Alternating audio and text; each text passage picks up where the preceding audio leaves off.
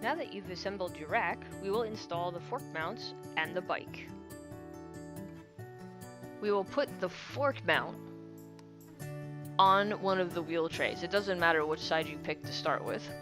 Your fork mount should come with 2 Allen keys, one for the set screw and one for the clamp, as well as a quick release skewer that's in the middle.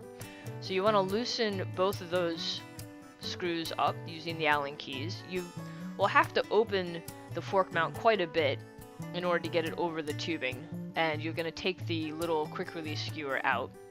So you can see you have to open this pretty wide to get the clamp around the bar of the wheel holder. And I put it in the middle of the wheel holder because you want your bike to stay centered and straight. So we put the clamp, the fork mount, in the middle. Also, you want the fork mount to be facing straight up, so towards the sky. This allows the weight of the bike, the fork, to be resting on the tube of the wheel holder. So make sure that the fork mount is facing straight up in the air, perpendicular to the ground, not parallel to the ground. Put your quick release skewer back in and then secure the mount to the wheel holder, tightening down the clamp screw and then the set screw.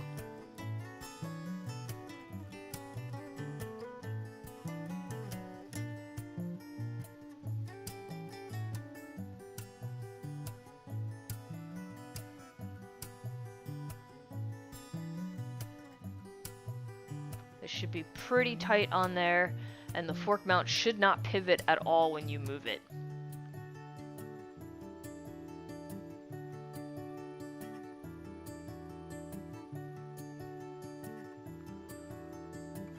You may want to move the little end cap to the side so that you have clearance for the clamp of the quick release.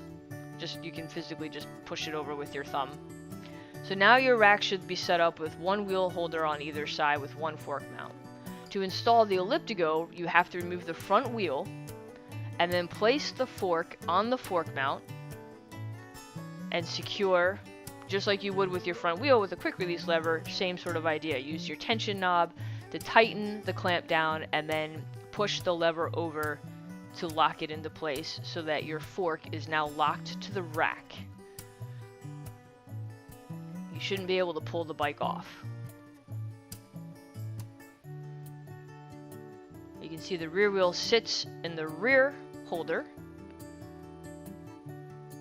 and that there's clearance from the underbelly of the bike to the rack, so the bike is not resting in the middle of the rack or touching the rack.